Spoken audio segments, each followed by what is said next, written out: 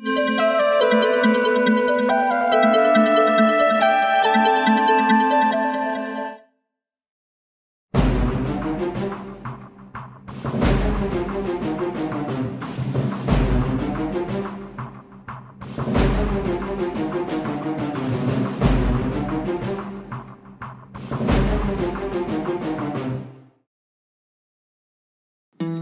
mission, if you choose to accept it, is to find the lost tribes of Israel. This message will self-destruct in 5 seconds.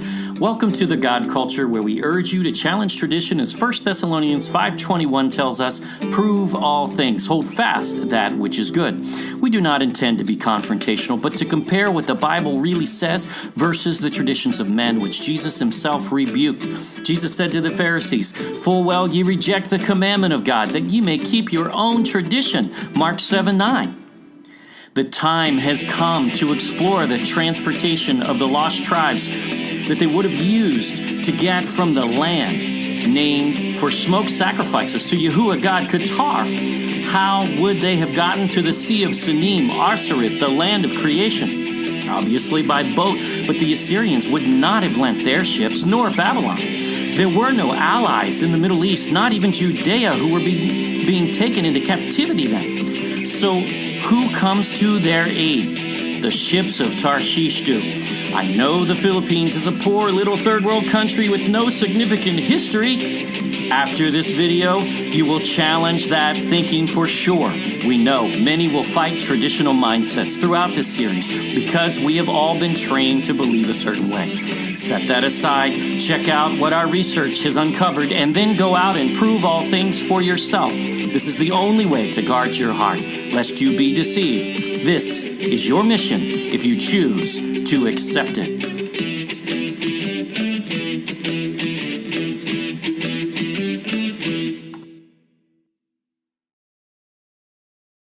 Retracing the course of Philippine history to showcase Manila's long-standing maritime ties with Beijing. That's the message of the 35 people who completed a voyage to China and back aboard 3 balangays.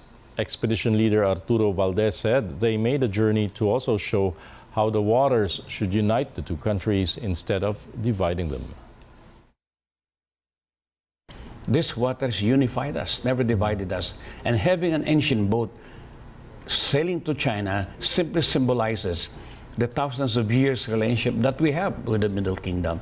And I think it is very appropriate that we have to maintain that relationship, not only with China, but the whole of Southeast Asia.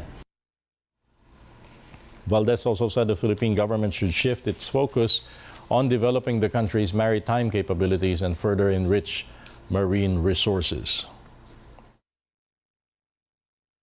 The Philippines is an archipelago. We are more water than land. Colonialism made us think as land-based people. Right. Most of our efforts and programs are all land-based. The real wealth of this country lies on our water. Our policymakers should focus on how to develop our maritime, the riches of our maritime domain. That's why we're losing some of those shoals, because we have neglected that. It's only now that suddenly we're stirred into vigilance because people have started to come into our maritime domain.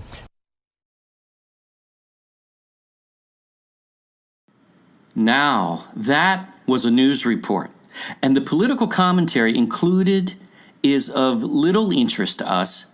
We are not pro-China, though we have no issue with the Philippines trading with them, nor do we have a right to say either way, and making nice with their very close neighbors who happen to be the largest country on earth and a superpower. Well, that's just wise. But he makes a good point that the ships of Tarshish should be rebuilt and sail once again. I know he may not even know this is Tarshish, but he will someday, and this quote is perfectly worded. Colonialism, he says, made us think as land-based people. I love that, because we are about to share some history that will blow you away. He is right about losing some of the shoals because of the dominance on the sea has been lost by the Philippines over the years. But wait till you see what it was before the Spanish. We had mentioned this before, but this is merely one type of ship found in the Philippines in the time of Magellan. Pigafetta writes much on this, and we'll cover some, but the Balangay is an ancient ship of the Philippines in which 9 have been found and excavated in Butuan alone. So there you have it. Those of you that have to have archaeological evidence, it's there. They call the largest the Butuan mother boat, in fact, because it is a staggering 82 feet long. Wow. And these are dated as far back as 320 AD, an era in which history falsely tells us the Philippines wasn't even on the map. Oh, yeah, it was. You just wait, because we're going to smash that today. In fact, let's just start out with Professor Adrian Horridge, who believes that by 200 BC, what? That's going to throw a wrench in textbooks, isn't it? Good for him. Austronesian sailors were regularly carrying cloves and cinnamon to India and Sri Lanka, and perhaps even as far as the coast of Africa in sailboats without riggers. See, history is so blind in what we are taught, because read the Wikipedia article, read history, and it will tell you that, well, cinnamon originates from Sri Lanka. Yes, Sri Lanka certainly does grow cinnamon, but this proves they still received cloves and cinnamon from the Philippines and the Indies. So no, they were not the only source back then, and they are not today. This confirms part 6 of Solomon's Gold series, in which gold from the Philippines was found in Egypt, dated 100 BC. But nah, they were busy living in caves back then, right? And still trying to create fire, right? I mean, no, wrong.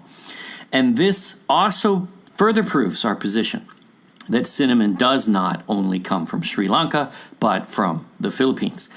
They were a sophisticated people with the most significant presence in all of history. But they lived like Rechabites, which is a good thing, by the way. But they rebuilt this ship and took a voyage, proving it was seaworthy. I know you saw them towing the boats in the footage in the newsreel, but understand that was a staged shot when they were preparing for the journey. They really sailed these things. We find this to be very appropriate, so we're going to share excerpts from an article which appeared in Esquire magazine in the Philippines. Miss Gutierrez writes, "With this voyage, they hoped to remind Filipinos of our heritage as seafaring people. And we agree. After all, the ships of Tarshish have a purpose to fulfill, right? This is important.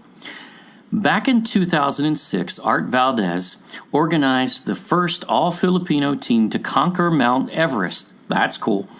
Having made history once, he now has his sights set on accomplishing a different feat, sailing a traditional Balangay boat all the way to China.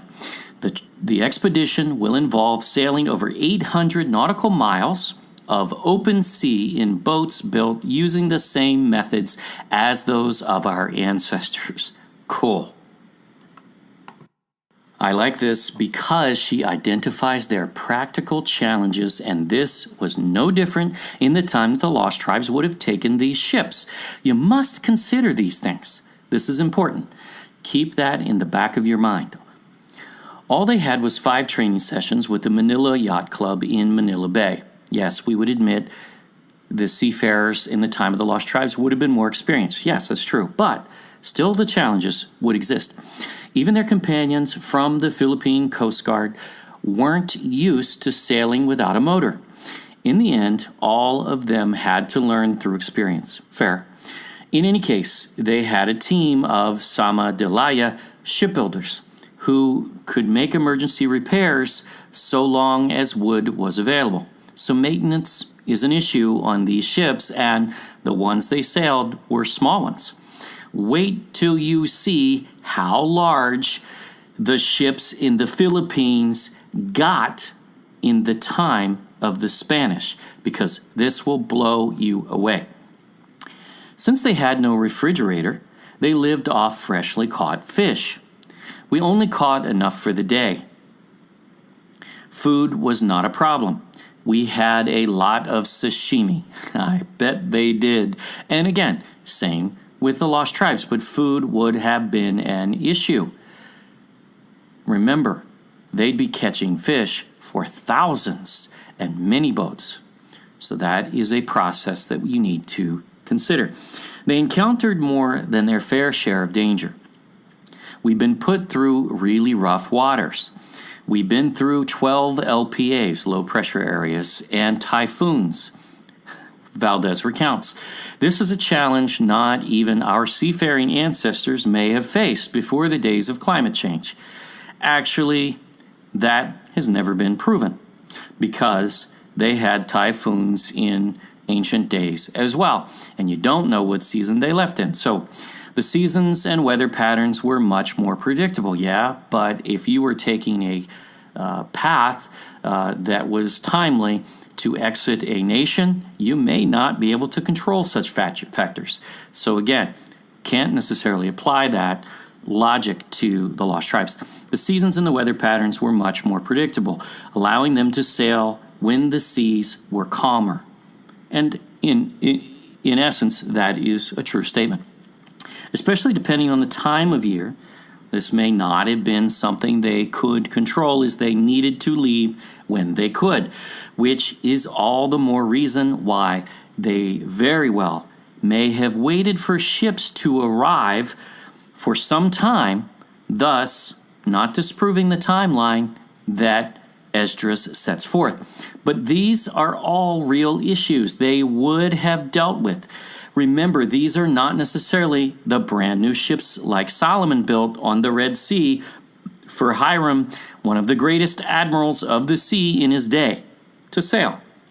These are regular people coming to rescue lost tribes. Follow any flood footage or disaster footage from a typhoon or a hurricane or the like in which flooding was involved, and you'll see regular people out there in their boats doing their best to save others. That is more so the application in this sense, we believe. But more than storms, Valdez's greatest fear was sailing at night. Again, probably a concern in the days of the Lost Tribes Exodus as well. Because their vessels are made of wood, they can't be detected by modern ships' radar. Well, that wouldn't have been an issue at that time. In complete darkness, a ship could crush a balungai without its crew being any the wiser. And that certainly could have happened back in those days as well.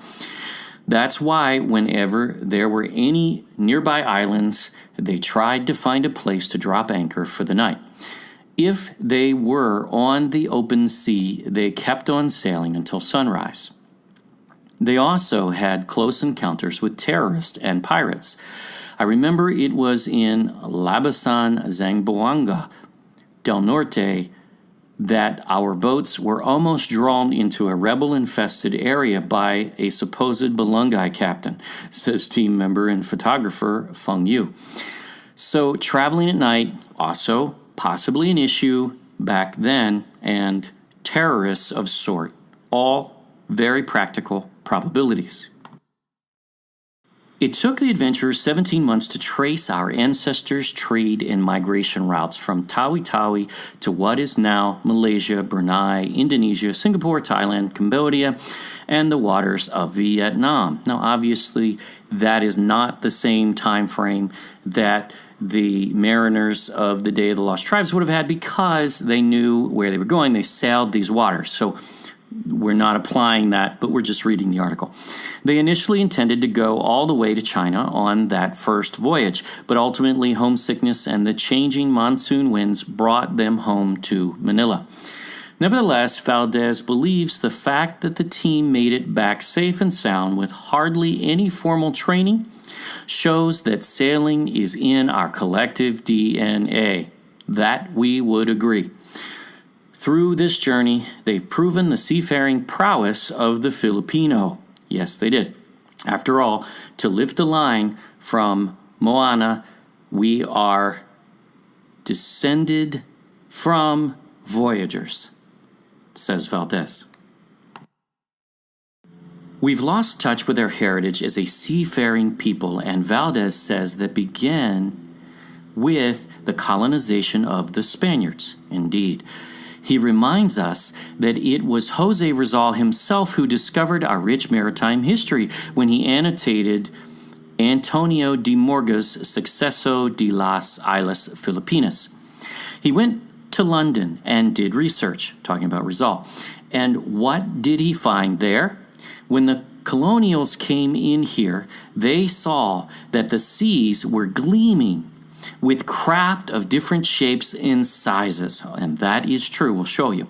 It was Pigafetta who wrote about it, Valdez says, and he saw that one ship had 100 rowers on one side. What?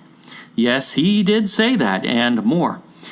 Can you imagine 100 rowers on one side? And then he goes on to say that's a minimum of a 50-meter long boat. We had shipbuilding before the coming of the colonials. Oh, yes, you did. And not minor shipbuilding, as a boat 50 meters long, well, that's 160 feet.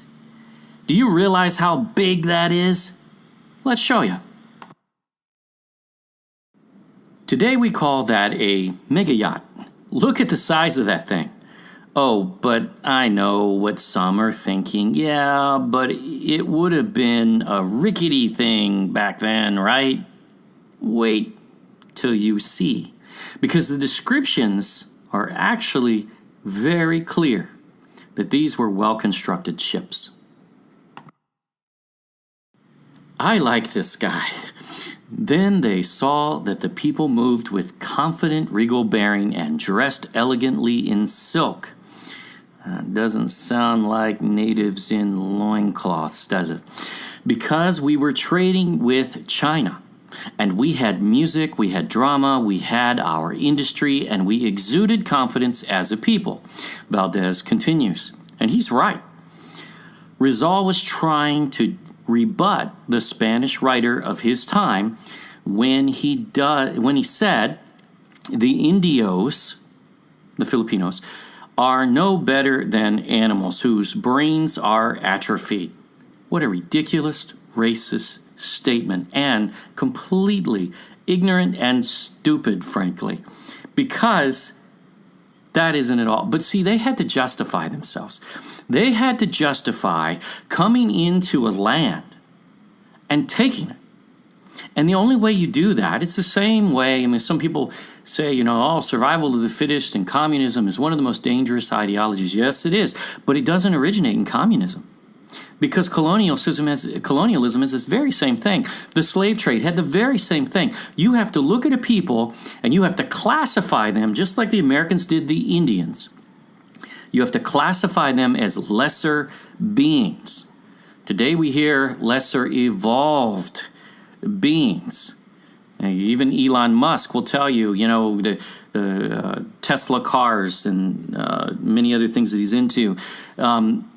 He will tell you that, you know what, we better upgrade ourselves. We better add robotics into our system so that our brain can function at a higher level if we're going to keep up with evolution.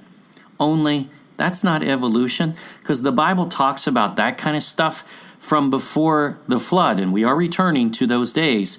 And when you do those things, you are ineligible for heaven, because you become something else.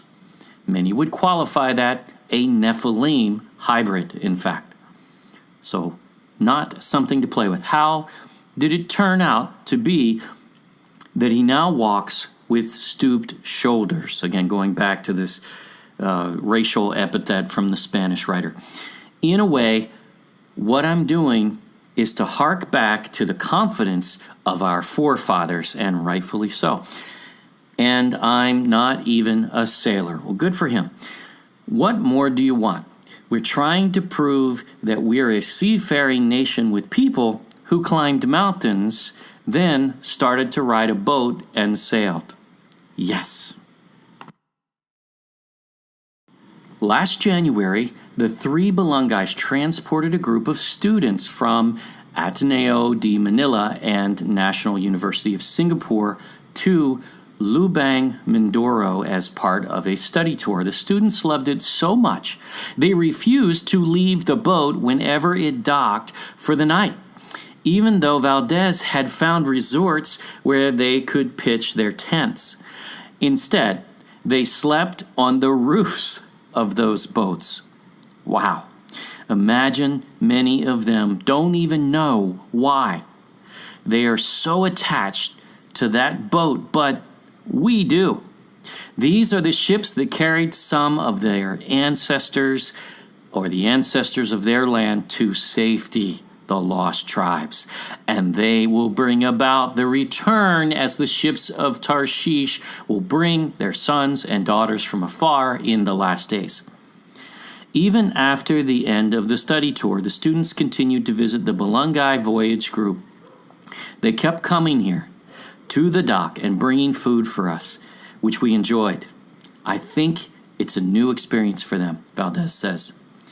I think the fact that we're doing this is who we are, and these are the means of transport that unified everybody else.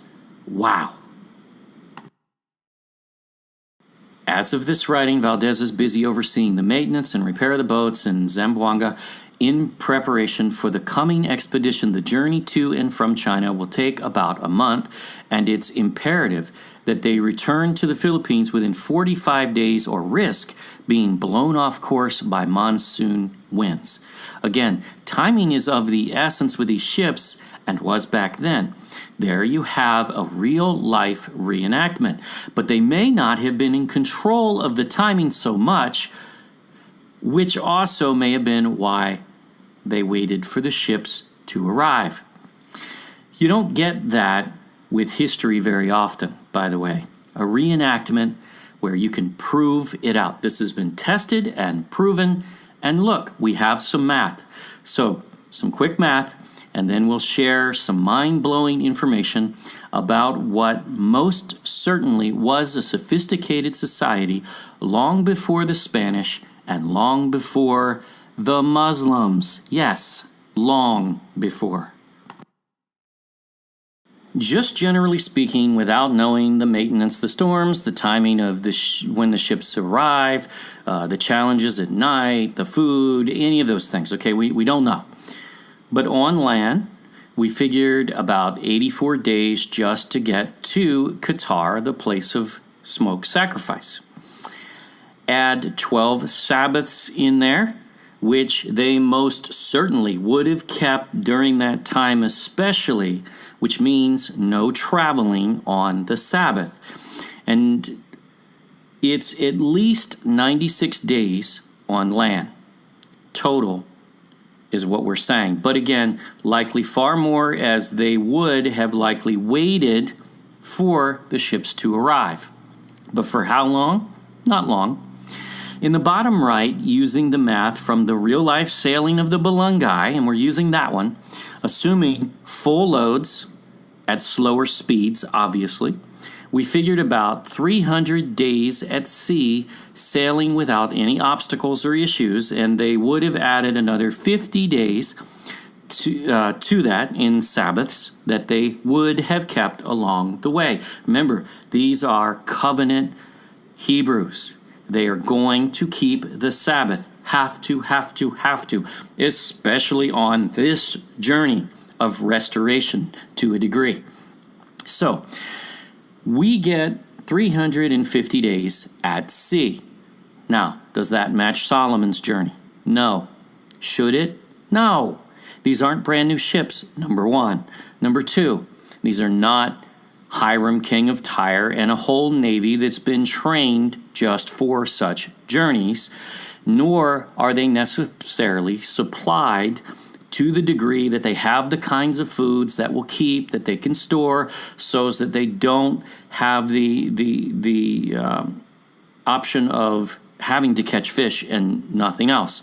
And that very well may have been the case on this journey. You don't know. So in the bottom right, 350 days at sea. So in the top right, 96 days over land plus 350 at sea total is 446 days, or 1.2 years. Very reasonable math there. Again, could be plus or minus, and doesn't really matter because we do not know how long they waited for those ships. But there's about a 2.4 month period in there missing, or a combination of waiting for ships, maintenance, resupplying, storms, etc. It could be filled in with a multitude of things, a combination of even all of them for that matter. We don't know. It is a very realistic view of this trip. And again, this wasn't Solomon's brand new navy with brand new ships and the most renowned admiral at the helm. Not to diminish the abilities of Ophirians, who historians still have trying to invent the wheel in caves at that point, evidently. But this appears to be a practical timeline of a realistic journey that they took. The Chinese didn't even have ocean-going vessels yet at this point, by the way, and this would have been ahead of their time. But was it really? Based on real history, actual writings from eyewitness accounts, and not bluster of scholars thousands of years, well, hundreds of years later? Are we dreaming here? No, not even remotely according to history. So check this out. This is cool. In his journal, published as the first voyage round the world, Pigafetta, the historian with Magellan, wrote, March 22nd, 1521, the above-mentioned people who had promised us to return came about midday with 2 boats. Their hair is very black and long, reaching to their waist, and they carry small daggers and knives ornamented with gold. They had gold? Oh, yeah. And by the way, you'll see that illustrated in the Boxer Codex and confirmed by the Surigao treasure. So yes, that is full circle, proven fact. And many other things, such as darts, harpoons, and nets to fish. You even see that today with some Filipinos. Like, and then it goes on, and their boats are like ours. I know, that's it. If their boats are like the Spanish, they would have to be far advanced, and that's not even possible, is it?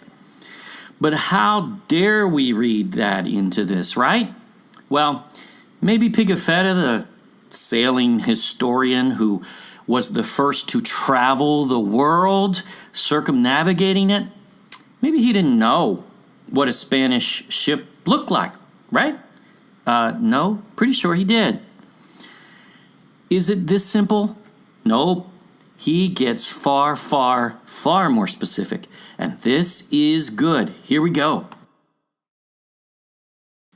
March 29th, 1521, and they led us under a place covered with kings, where there was a Balangay. Oh, wow, wait a minute. We have archaeology that actually proves the Balangay existed. We know of at least 9 of them in Butuan, right? Okay.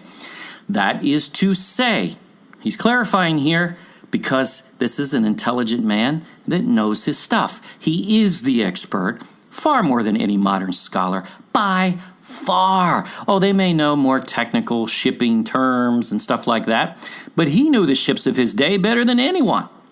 So how dare they say, oh, well, maybe he was wrong. Maybe he didn't know what he was talking about. You'll see that all over, even in Wikipedia articles, and we're going to show you one. It's amazing. Okay, that is to say, a boat 80 feet long or thereabouts, resembling a fusta. Okay, maybe he was just exaggerating. Because, well, he had to in this case, right? Because the boat was just sitting there and, well, why not just describe it bigger, right? Why bother with accuracy? No need. Let's just make it sound really big, right? No, that's ridiculous thinking. Just ridiculous. To go back and look at men that are very intelligent, know their trade, know their craft, and they write these things. Yes, you can question them. That's fine. There's nothing wrong with that.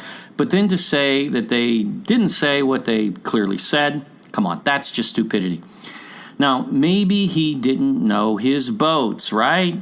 Perhaps he couldn't measure? I mean, that's the kind of logic you'd have to follow to read some of this modern scholarly crap and accept it.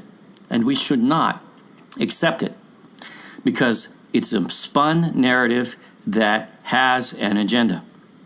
Except, see, we know they found an 80-foot balungai in Butuan, and that confirms Pigafetta's description. So yes, they could make a boat that big. In fact, they could make a boat that big, we know, at least in 320 AD, okay? That was 1,200 years before. Imagine that. Think about that. So yeah, 80-foot balungai, no problem, proven fact in history. But he tells us what the boat looked like, a fusta. Did Pigafetta know what a fusta was? Of course he did. That was a Portuguese ship. It's pictured in the background, and that doesn't look like a little boat, does it?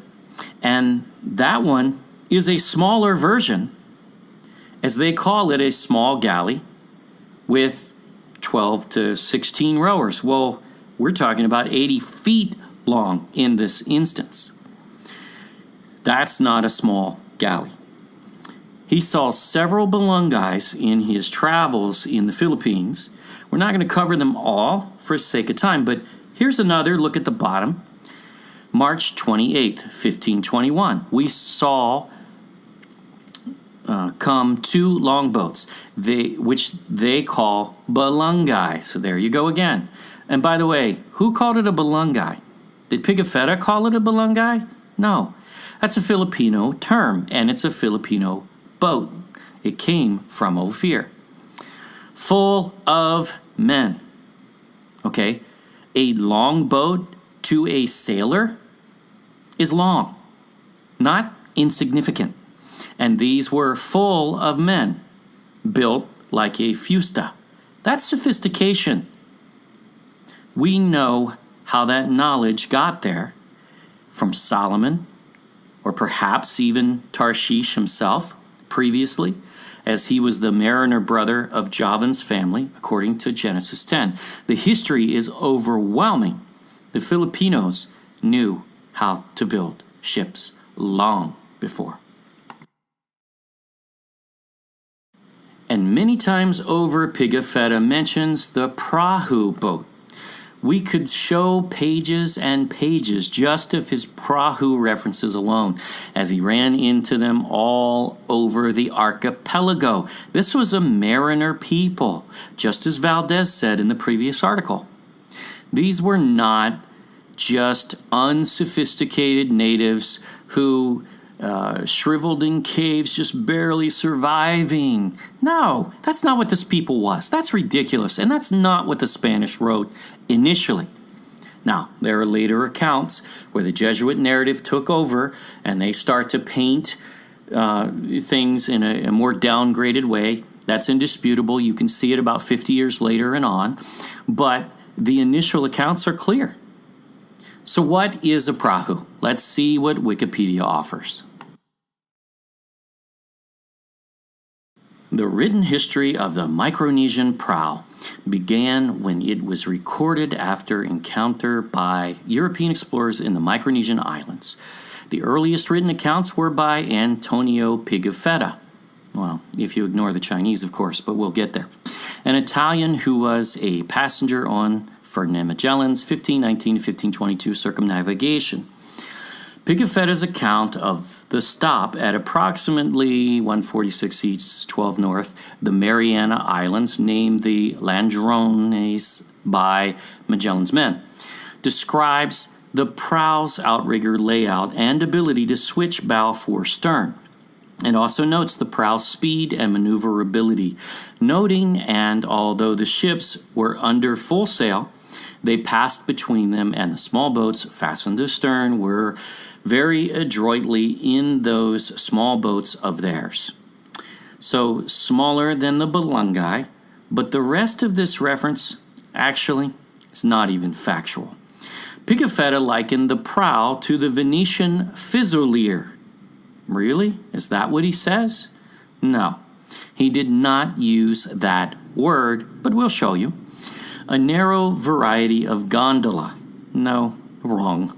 This was an apt comparison due to both the long, thin shape and asymmetric nature of single-oar gondolas.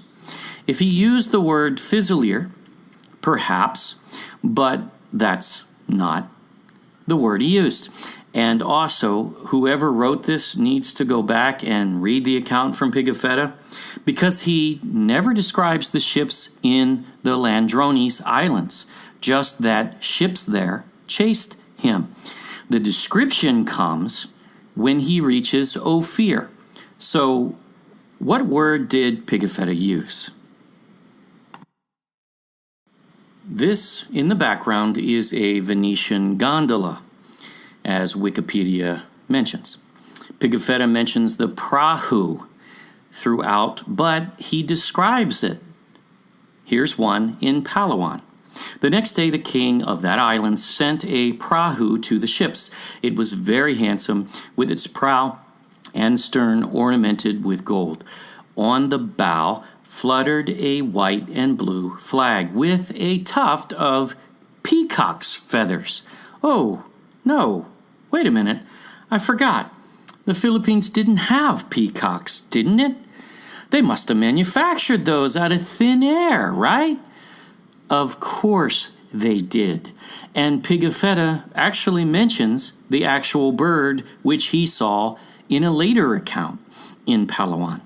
So yeah, there were peacocks in the Philippines, matching Ophir's description.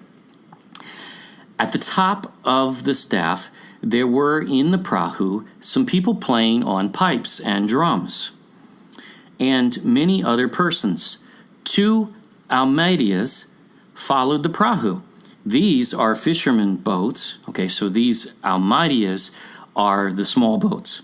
And a prahu is a kind of fusta, F-U-S-T-A. Does that say Fusilier? No.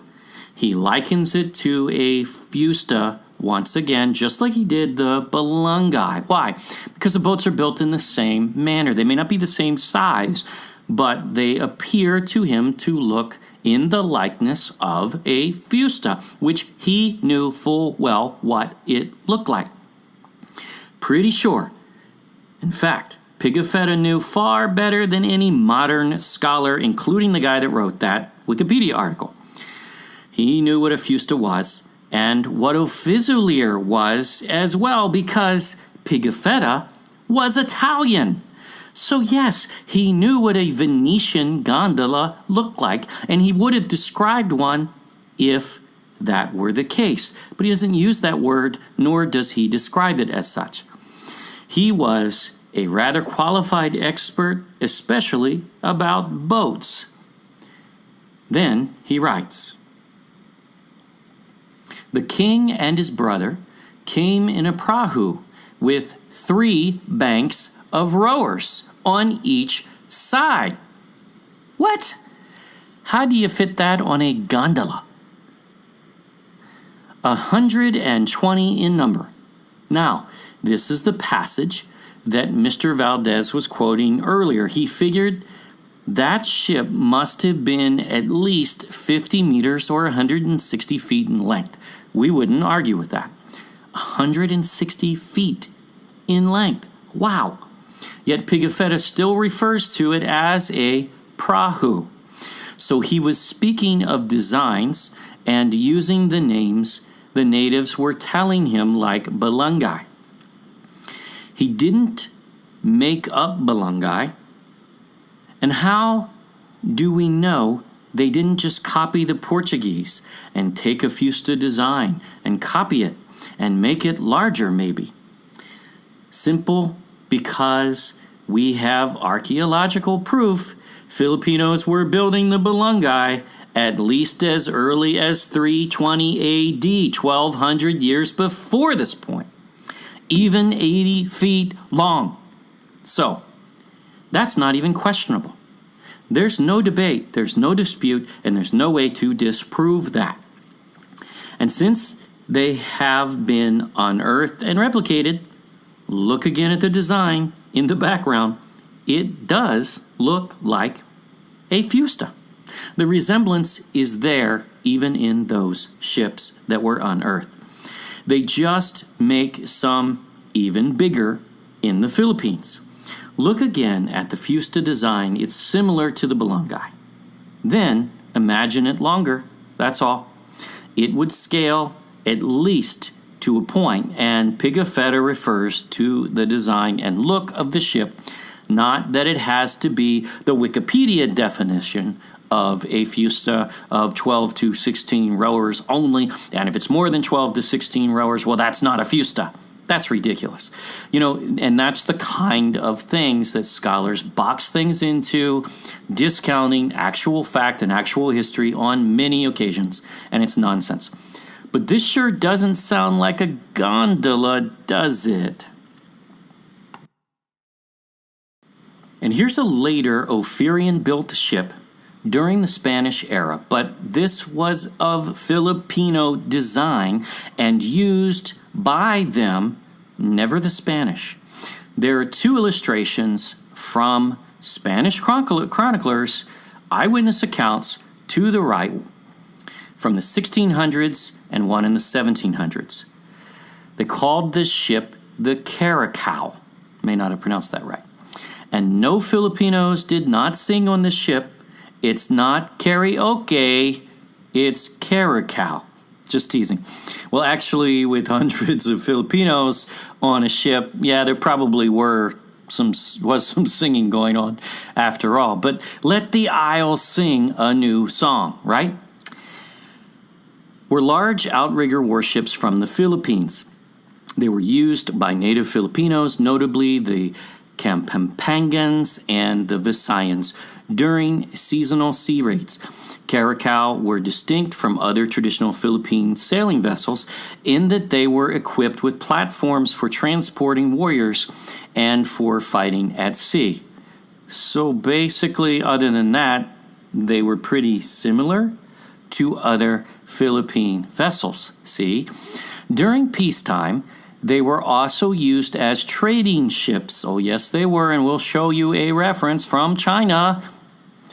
Large caracal, which could carry hundreds of rowers and warriors, were known as jungas, also spelled wangas, or however you want to say that, by the Spanish. What does that look like? What does it sound like? Remember that word because it sounds awfully familiar to a Chinese junk ship, doesn't it? Oh, there's a reason for that, and we'll get there. By the end of the 16th century, the Spanish denounced the Caracal shipbuilding. Well, that means the Spanish weren't building them, right? Right. The Filipinos built them. It was a Filipino design and a Filipino ship, and they banned its usage. Why? Because these ships were significantly faster than the Spanish vessels and may have challenged them if they wished to. According to some accounts, by the way, there are accounts that even say they're as much as twice as fast in some instances. Now, I don't know what Spanish ship it's referring to, so it would depend. And all things obviously need to be read in context, but still. It later led to a total ban of the ship and the traditions assigned to it. Caracal can reach up to 25 meters in length. That's 82 feet. That sounds familiar, doesn't it? Very large caracal can seat up to 100 rowers on each side and dozens of warriors on the burulan, extensions to the sides, or maybe that's the top. But either way, vessels of this size were usually royal flagships and were inaccurately referred to by the Spanish as jungas or jungas. Sorry with the nerdy voice there, but that's what that is, because that is stupidity. I guess this guy knows better than Pigafetta? I don't think so. When he describes a junk in the Philippines, oh yeah, he knew exactly what he was saying. He was not mistaken because he knew his boats. The Portuguese were already in the Indies at that time, and we're going to show you that's the origin of that word, not Chinese. Enter the Lucoi, or the Lucos, or however it was pronounced, better identified, and we'll prove this further later, as Ilocos or Ilocanos from Luzon. Again, we'll get there. Towards the northwest is the island of Luzon, which is at 2 days' distance, a large island to which come to trade every year 6 or 8 junks of the people called Lucoi. So I guess Pigafetta, the historian who first circumnavigated the world, a sailing expert, is mistaken about his ships of all things. These junks must be a figment of his imagination. He was just calling them something else because he didn't know what he was talking about. He was too uneducated to know what a junk was. That's stupid language. Who is he to say what a ship is classified as, and how dare he guess the size, right? Wait till you see his description of these monster ships. This is serious, and no, the Wikipedia scholar is clueless. On Monday, the 29th of July, we saw coming towards us more than 100 prahus. Holy crap! 100 of them in one time, divided into 3 squadrons. Ooh, why squadrons? That is purposeful language, isn't it? Well, because they were attacking as many tungulas, which are their smaller kind of boats. Oh, so those are the smaller boats, not the prahus. Got it? Another boat and another 100 of those. Okay, so that's over 200 boats in this armada so far. At this sight, and fearing treachery, you better believe it, we hurriedly set sail and left behind an anchor in the sea. I bet they did. Our suspicions increased when we observed that behind us were certain junks. Now, he means junks, like what we call Chinese junks today. Yet, they did not originate in China, and we will prove that. But these were obviously larger ships, weren't they? Because he singles them out, which had come the day before. Our first operation was to free ourselves from the junks. Why? I mean, if they're just puny little ships, what's the big deal, right? Well, wait till you see his description of a junk. Against which we fired, capturing 4 and killing many people. I thought they were small ships, so why the worry? And, oh, they had many people on them? Yes, because they were large ships. Wow, is this really difficult? No, not at all. Only if one wants to obscure the language. That is the only way you can read these kinds of passages and get anything else out of them, because he is very clear. This guy was smart, and he knew what he was talking about, and a far more qualified expert than anyone writing anything today. 3 or 4 other junks went aground in escaping. In one of these, which we captured, was a son of the king of the Isle of Luzon. This was a counterattack from Ophir. This is after Lapu-Lapu, or Sheba, rose up and killed Magellan, right after he coincidentally installed a cross and then an idol in Cebu. But that can't be related, of course. Doesn't have anything to do with it, because these people were all idol worshippers, of course. No, they weren't. No, they were responding to that, to what they knew was a practice that Rechabites abhorred, just as Yahuwah God did. Because remember, they were the ones who burned down the house of Baal with all of its priests and destroyed all the idols in the land. Don't worry. They're still here, and they will rise again. But not all Filipinos were Rechabites and lost tribes. Remember that. Magellan had burned villages prior to this, taking ships as if he owned the seas and stealing their goods and ransoming their captives as prisoners, including the governor of Palawan even. And now the son of the king of Luzon, among others. That was evil. Period. And really a stupid way to enter a territory so far away from home base. But it's the same tactic as Columbus, really. So, what is a junk? Perhaps Pigafetta actually describes what he means. Let's see. Oh yeah, he does. The junks mentioned several times above are their largest vessels. Stop. Larger than 80 feet? Not necessarily. We believe he is referring to overall size, but read on. And they are constructed in this manner. See, he does know his ships. The lower part of the ships and the sides to a height of 2 spans above waterline are built of planks, joined together with wooden bolts, and they are well enough put together. So, wooden bolts, good construction, and 2 spans, 2 stories above the waterline. So, impressive. That's what he's saying here.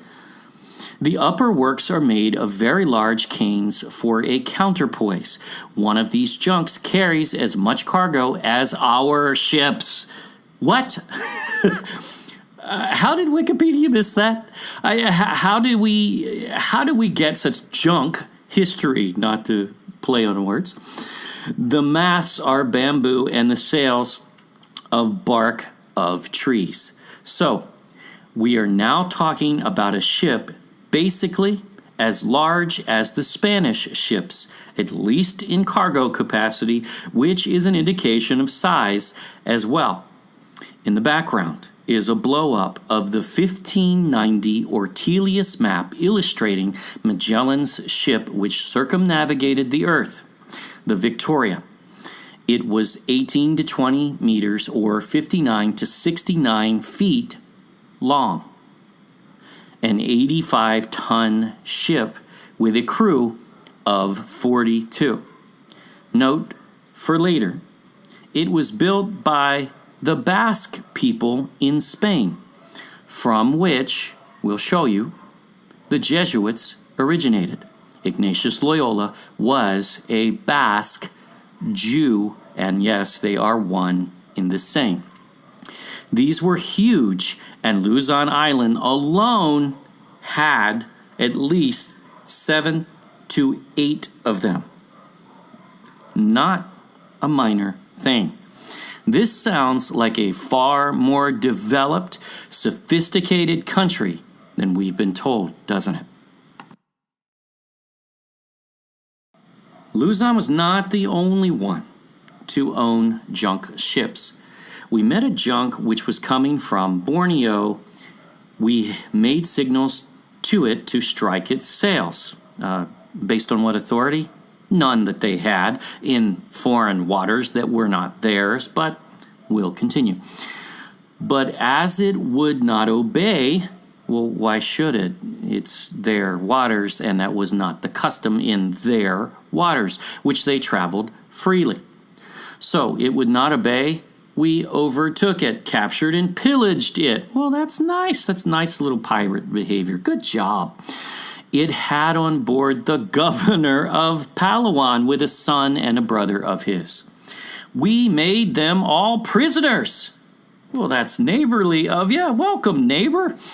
And put them to ransom. Very nice. What a nice story of brotherly love. These are great Christians. It's wonderful. Oh, let's sing Kumbaya. This was after they had met the governor of Palawan before. But no matter.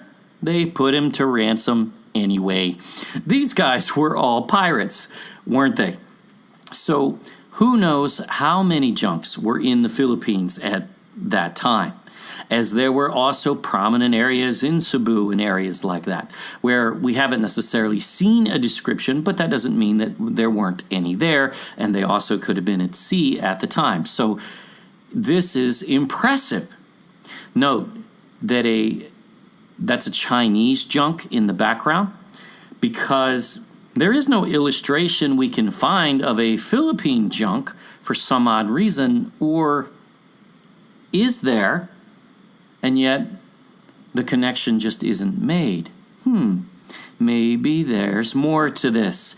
Why is this being obscured? Perhaps. The term junk may be used to cover many kinds of boats: ocean-going, cargo-carrying pleasure boats, live aboards. They vary greatly in size, and there are significant regional variations in the type of rig. However, they all employ fully battened sails. The term junk, Portuguese junco, Dutch, Spanish, was also used by European explorers for large unrelated native Austronesian warships, like the Philippine Caracal and the Maluku Cora Cora. Boy, those two words seem the same, don't they? But all just coincidence. So the Philippine Caracal is what? It's a junk. There you have it. So the Caracal was a junk.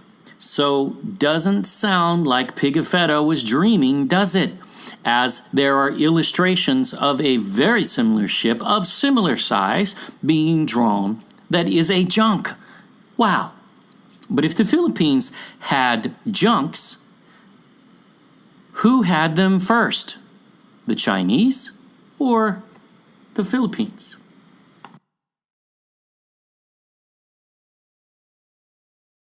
The term may stem from the Chinese chuan. However you pronounce that, it could be pronounced with a J. So, okay, fine.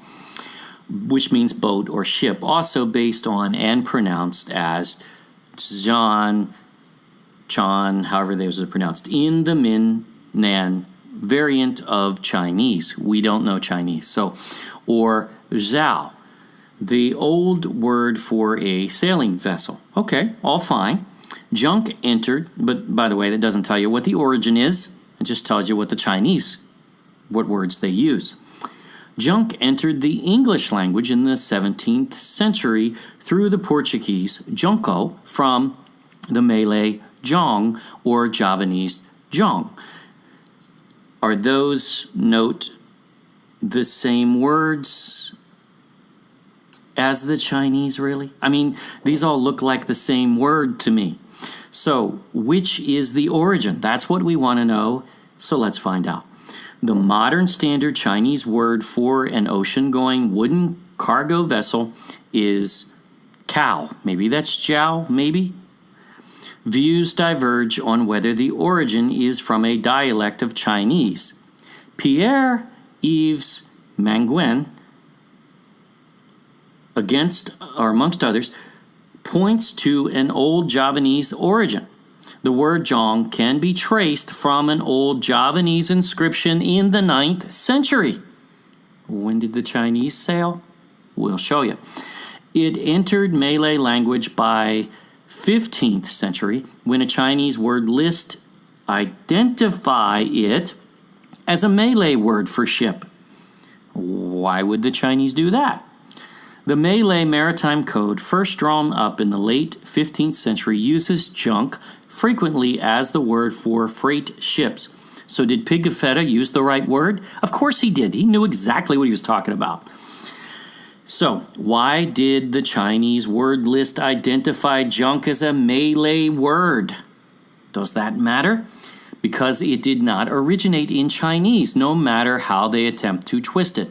So, when did the Chinese begin sailing in junks? Before or after the 9th century, when the inscription is found in the Malay language, for instance? A Chinese manuscript of the 3rd century AD records that there were ships arriving in China from different foreign ports. These ships were believed to be Southeast Asian and sailed by Southeast Asian seamen. But who?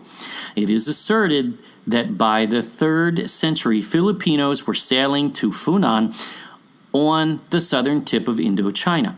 What a coincidence, because the Butuan Balangai's date is 320 AD. Imagine that. So they had the ships, and the history is there confirming that they went there.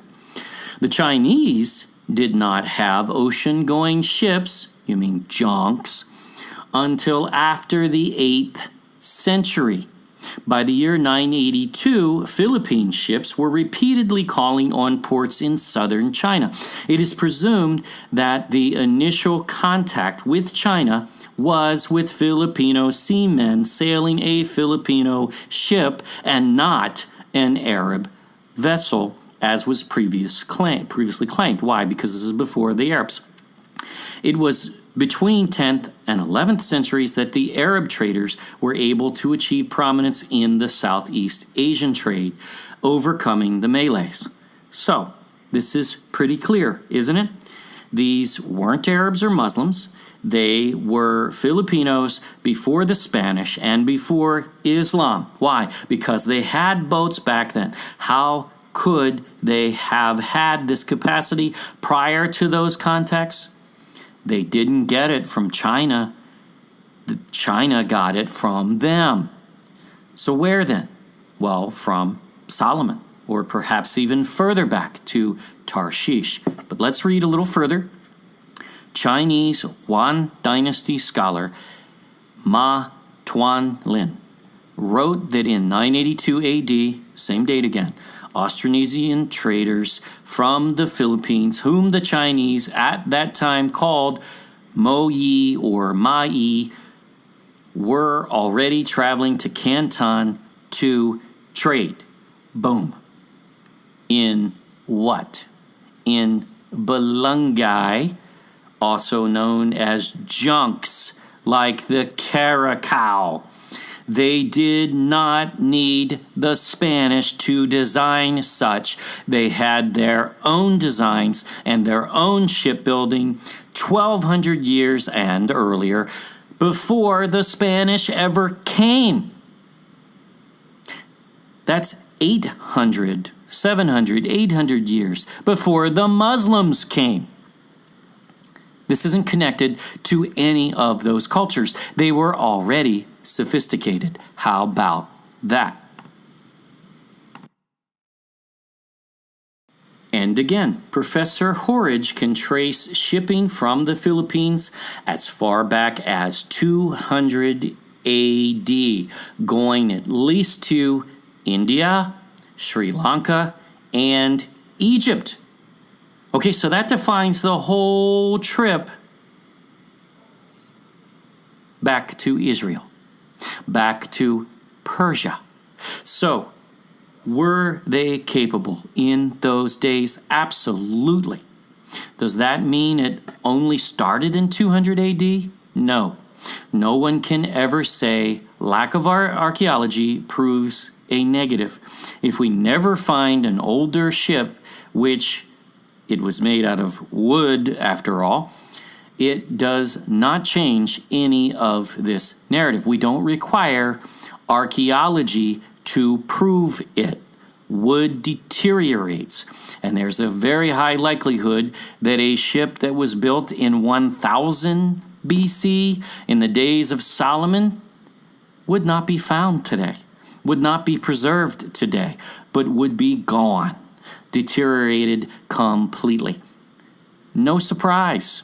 Now, a few questions. How did Ophirians know about the lost tribes? Well, they would have known for sure that the lost tribes were taken. Why? Because there were ships going to Tarshish, as evidenced even in the days of Jonah's journey, which was around 800 or so BC. And about 100 years later, the lost tribes were taken into captivity. But from where did Jonah hop on that ship that went to Tarshish? Which, by the way, the passage doesn't say that is an Israelite-built ship, nor by Hiram, king of Tyre. You don't know whether that wasn't a Filipino ship, an Ophirian ship, which came every so often, which Jonah happened to jump on. How about that one? Think about that. But he hopped on the ship at Joppa. And if you look on a map, where is Joppa?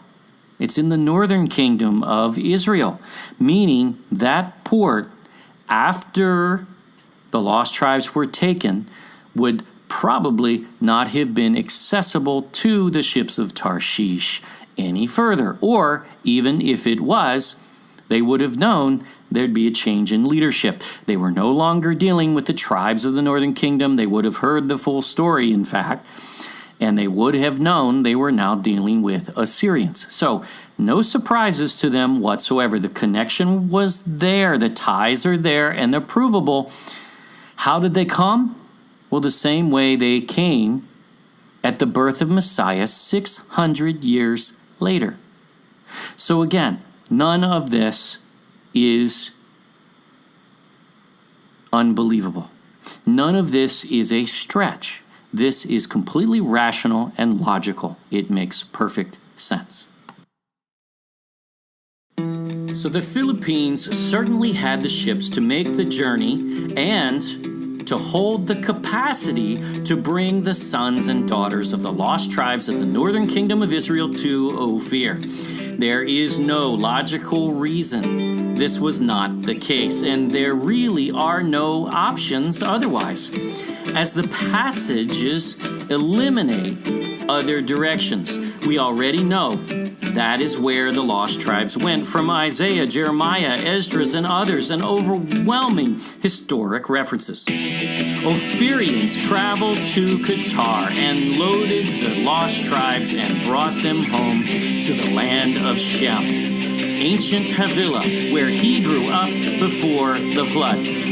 But this next video is powerful because we are going to show you areas in which they landed. The desert of Kabul. Where is that? And other landings according to history. This will all come together. And there are ways to identify some groups within the Philippines, though we cannot pinpoint exactly who is or is not a Hebrew within those. But they are in the Philippines, and we feel very confident we have proven this. Thank you for watching our Lost Tribes series. Please share this video with others and subscribe to our YouTube channel. Don't forget to click the bell and view our website at thegodculture.com. Always remember to prove all things for yourself. Yahuwah, God bless.